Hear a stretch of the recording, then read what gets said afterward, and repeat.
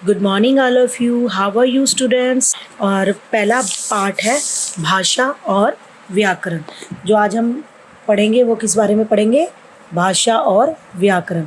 भाषा हमारी जो होती है वो क्या होती है? लैंग्वेज। जो हम बोलते हैं या जो हम बताते हैं, जो हम सुनते हैं, उसे हम भाषा कहते हैं। निशा कक्षा 6 की छात्र है। उसने अंतर विद्यालय कहानी लेखन प्रतियोगिता में भाग लिया। अनेक विद्यालयों से बच्चे आए हुए थे। प्रतियोगिता का निर्णय कुछ दिनों बाद स्कूलों में पत्र द्वारा भिजवाया जाना था। निर्णय आने पर पता चला कि निशा को प्रथम स्थान प्राप्त हुआ है। इस उदाहरण में प्रतियोगिता का निर्णय पत्रों द्वारा लिखित रूप में दिया गया व निशा ने किताबों से पढ़कर कहानी लेखन के बारे में सीखा।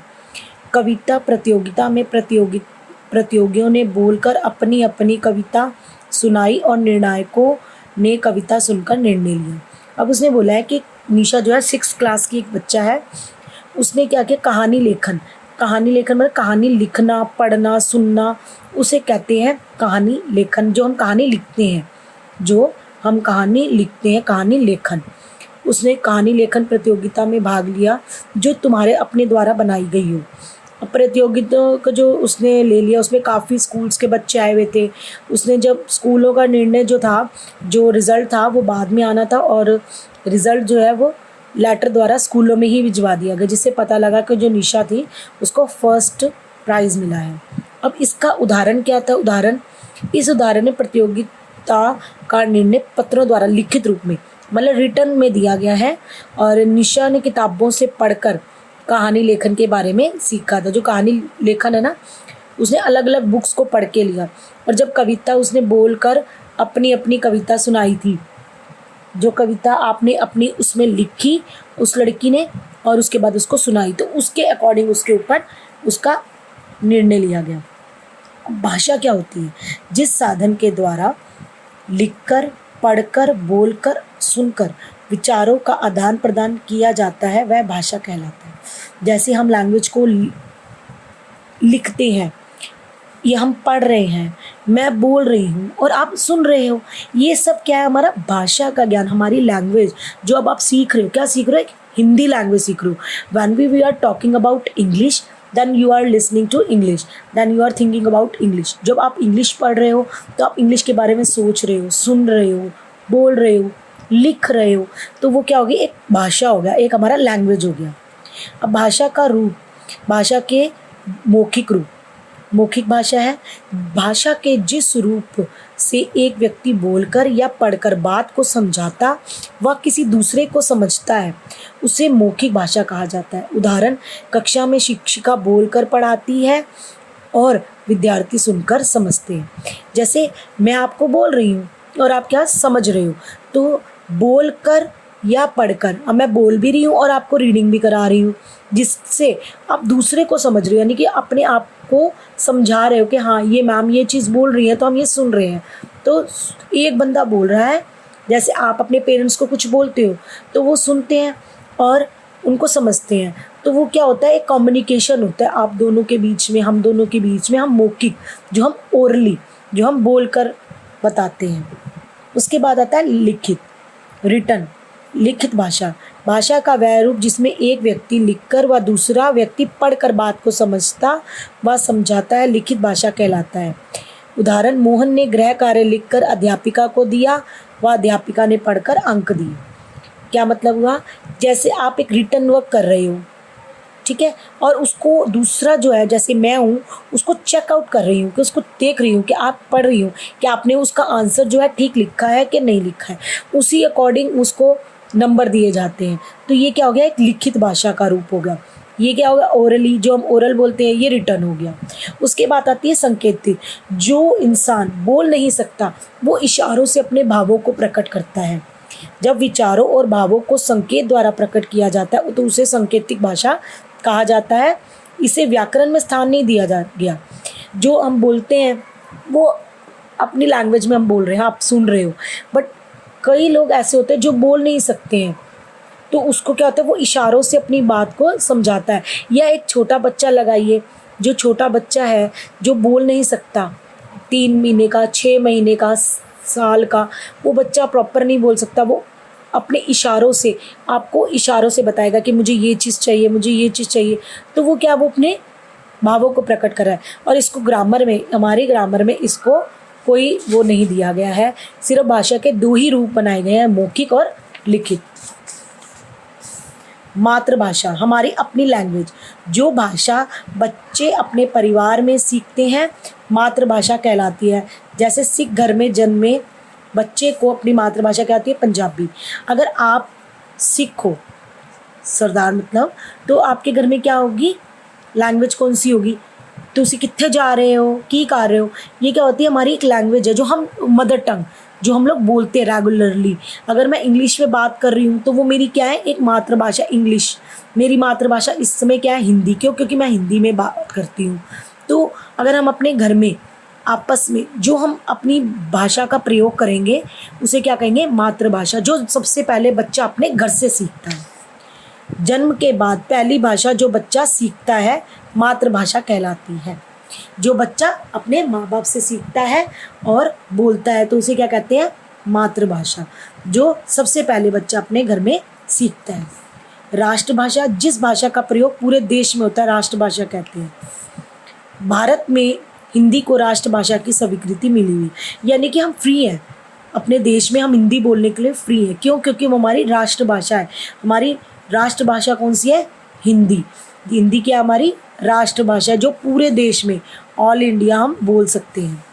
बोली, भाषा का अल्प विकसित रूप जो किसी सीमित जगह में प्रयुक्त किया जाता है, बोली कहलाती है। किसी भी राज्य में अनेक बोलियां बोली जा सकती हैं। साहित्य की रचना बोली में नहीं की जाती, यानी कि जिसका विकास नहीं हुआ, हिंदी जो है उसका विकास हो चुका है, वो हर जगह बोली जाती है। जैसे बिहार में क्या है, बिहारी भाषा बोली जाती है, लेकिन हम उसको समझ नहीं सकते। क्यों? क्योंकि हमारी वो भाषा नहीं है जो अपने राज्य में बोली जाती है।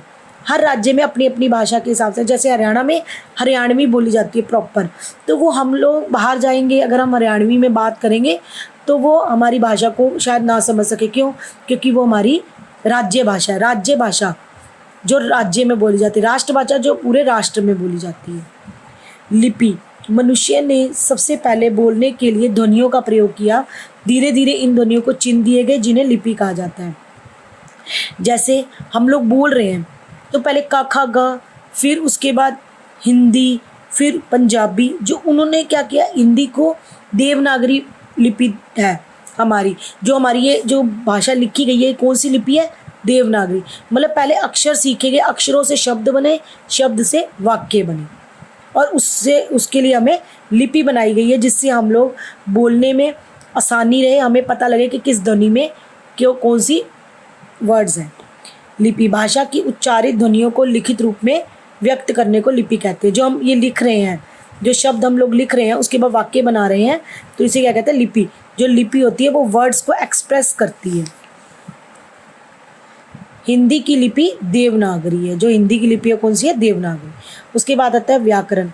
वह शास्त्र है जो भाषा को शुद्धता से बोलने व लिखना सिखाता है।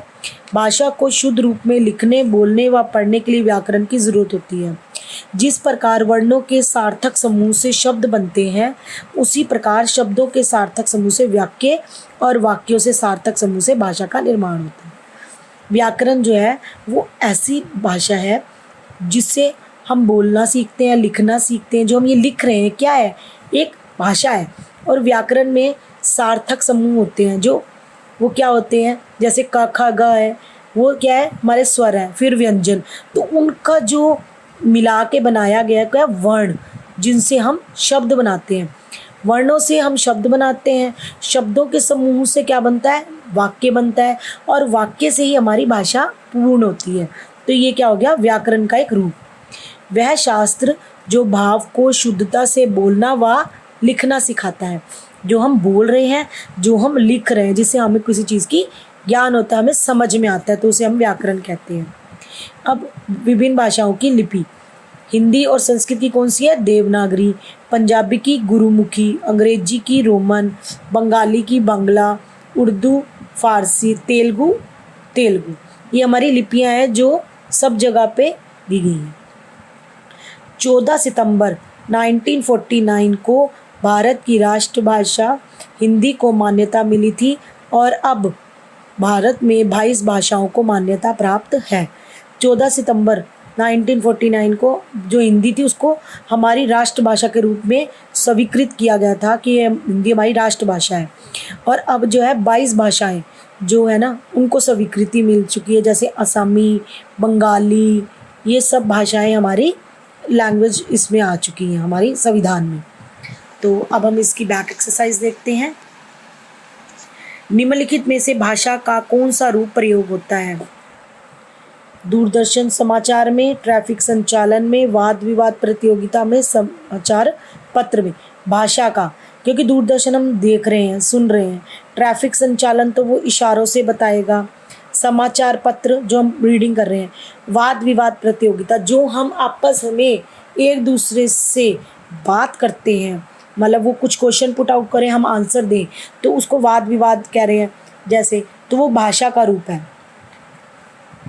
तो इसका जो टिक है वो कौन सा? खाब। सही शब्द चुनकर रिक्त स्थानों को भरिए। भाषा के रूप होते हैं लिखित और मौखिक।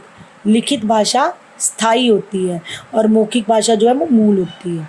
प्रत्येक भाषा की लिपि एक लिपि होती है, हर भाषा के लिए एक लिपि दी गई है। बातचीत भाषा का मौखिक रूप है, मतलब जो हम बोलते हैं ना उसे मौखिक भाषा का। 14 सितंबर को हिंदी दिवस मनाया जाता है क्योंकि उस दिन हमारे देश की जो भाषा थी हिंदी, उसको राष्ट्रभाषा का जो है स्वीकृति कर दिया गया था, इसलिए उसको हिंदी दिवस के रूप में मनाया जाता है। भाषा के कौन से 2 रूप हैं? सांकेतिक मौखिक, मौखिक लिखित, लिखित और देवनागरी। मौखिक लिखित। संविधान में हिंदी को किस रूप में मान्यता दी गई है? राजभाषा, मातृभाषा, राष्ट्रभाषा। राष्ट्रभाषा, राजभाषा।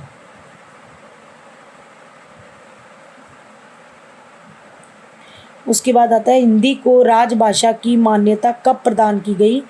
14 सितंबर 1949 को। भारतीय संविधान के अनुसार कितनी भाषाओं को मान्यता प्रदान की गई है? 22।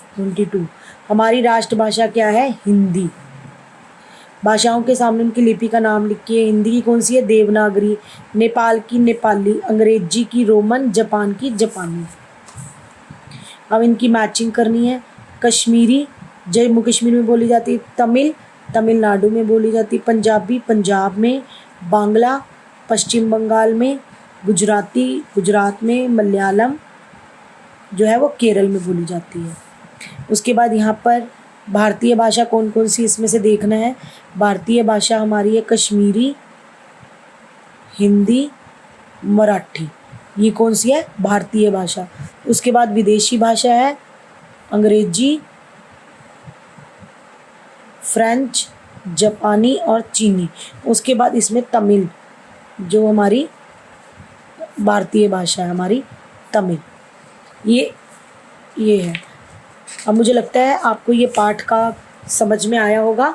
अब हम इसके लिए और आगे पढ़ेंगे बाद में, और अब आप इसका ध्यान से अध्ययन करके इसका काम अपने अपनी पुस्तकों में और पाठ्य पुस्तकों में कीजिएगा बच्चों।